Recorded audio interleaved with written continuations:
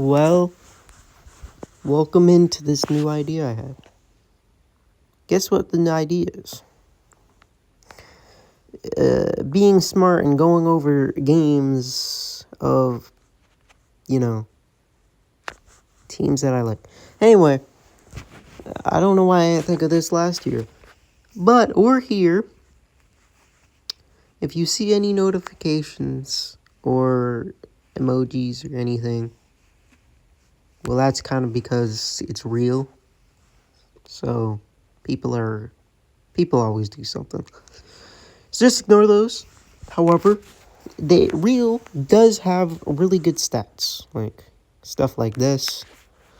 They got all the player stats, individual team stats. So I kind of just wanted to come here. I'm going to do the same thing as well for the Blues. Yeah, obviously, Pacers fan, Blues fan. Yeah, I just thought it was interesting. They're both in the playoffs this year. So I had the idea, you know what? May as well. So, yes, we're here. We're going over NBA games. We will also go over NHL games because that's what I'm going to do. But in game one of the 2025 NBA playoffs,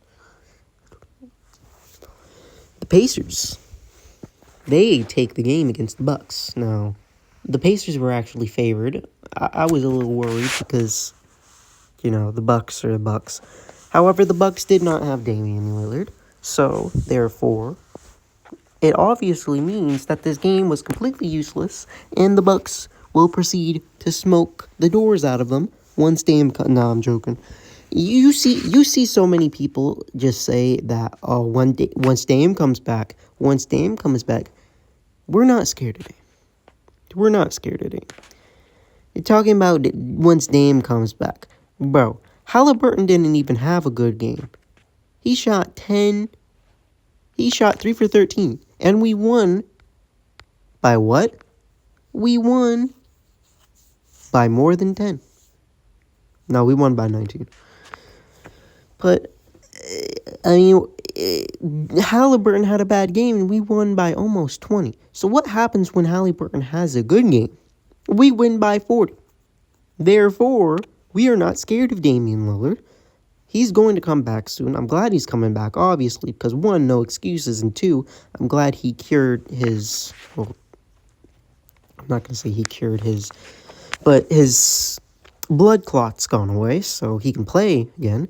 So, we are just going to have to prove ourselves. We always have to prove ourselves. That's just what the Pacers are like. And obviously, we proved ourselves today. 117-98. We outscored them in 3 of the 4 quarters. That third quarter was a bit scary, however.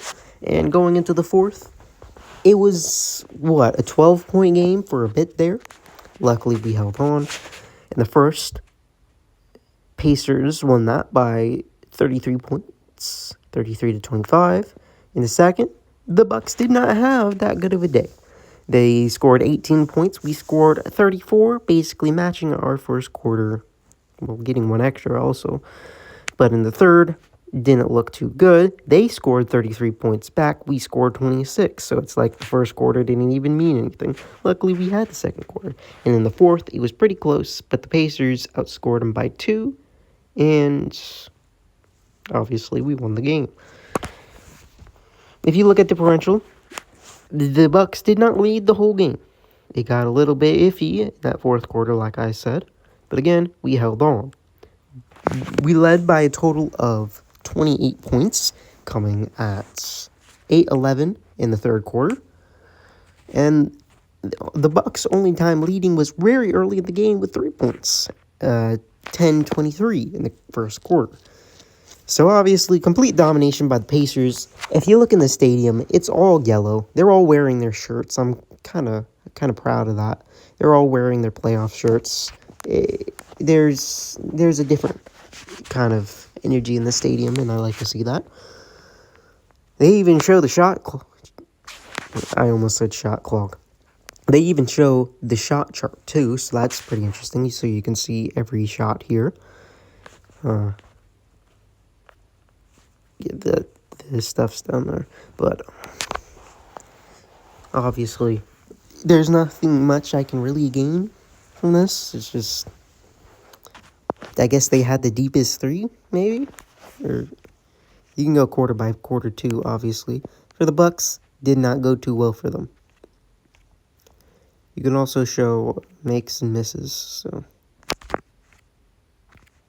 But other than that, it also shows runs. Pacers had a 14-3 run between 5:04 in the first to 1:30 in the first.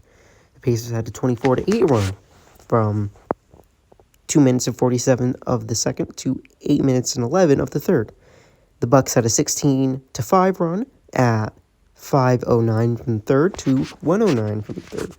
And the best player streaks was 7 for Giannis and 9 for Turner. Obviously, you have to have the momentum swings deep in the third. The momentum was clearly in our favor, but it started to bounce back to the Bucks a bit, obviously, when they were attempting their comeback. Now, to the interesting part, the total head-to-head. The Pacers shot basically a 52% three field goal percentage, and the Bucks had a 41.7%. They went 35 for 84. The Pacers went 42 for 81. For three, it was a better day for the Pacers. Again, 38.2 for the Pacers, 42.3. 24.3 for the Bucks. 9 for 37 to 13 of 34. Free throws, surprisingly even, considering the league absolutely hates our guts.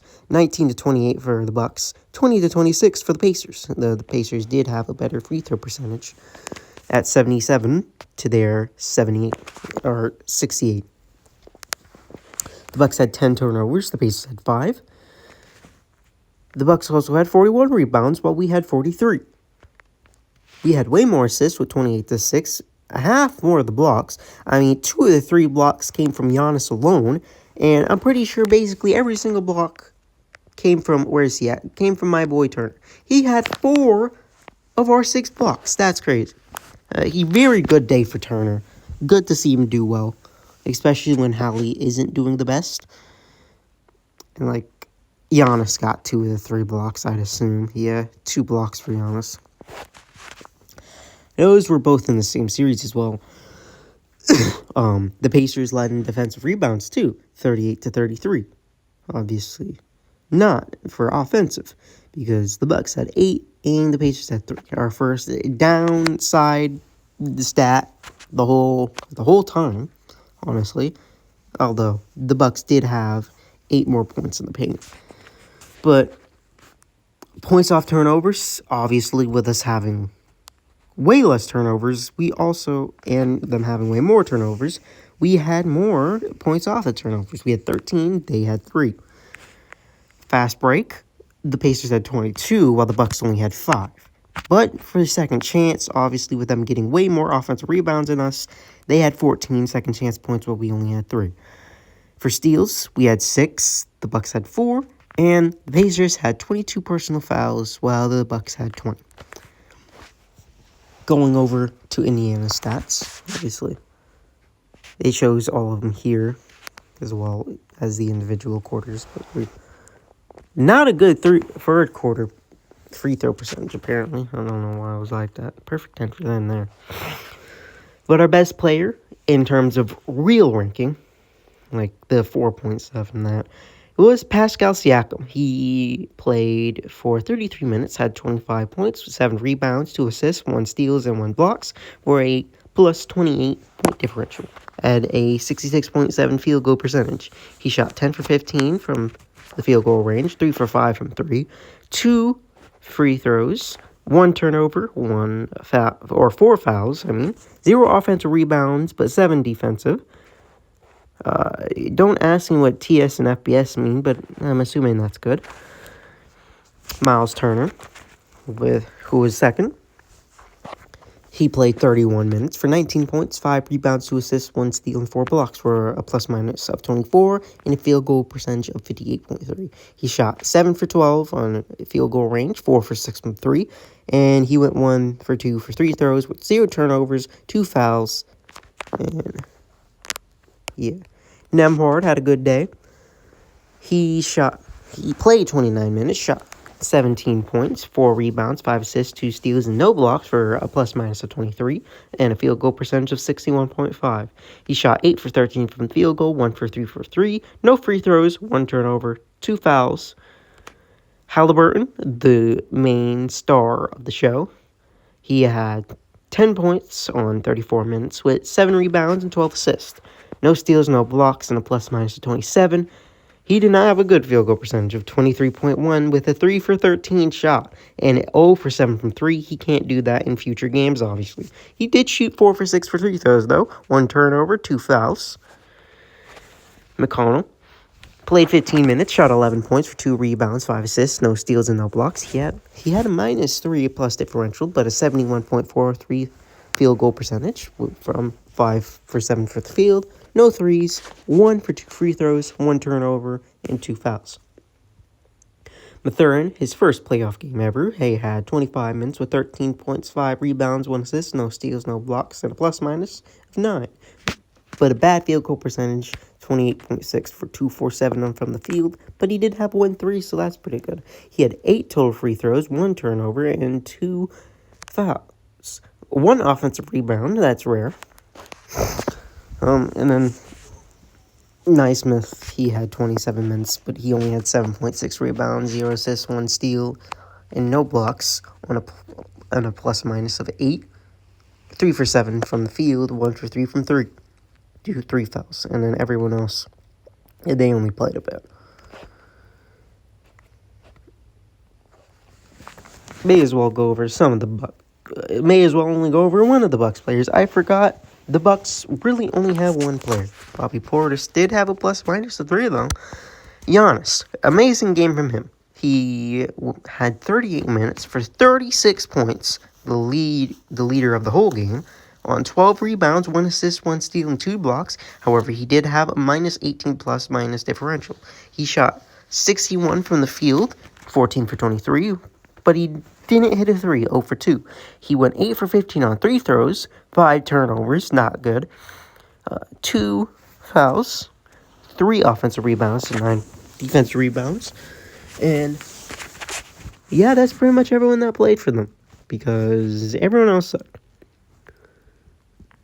And something we gotta laugh at, this dude, Kyle Kuzma, went 22 minutes, 0 points, 0 rebounds, 0 assists, 0 steals, and 0 blocks on a -24 plus-minus differential with 0 for 5 from the field, 0 for 2 from 3, 0 for 2 free throws, no turnovers, which is the only good thing on this field, and 2 fouls. I mean, this was the worst game ever. It's mirroring Tony Snell, but at least Tony Snell didn't do this in the playoffs. Anyway, that's really all. It's really all. A good game. Game 2 is on Tuesday. I'll see you guys for the NHL video. Obviously, we play at 6. The game won't get done until like 9. But NHL is coming next. I'll see you guys later, and peace.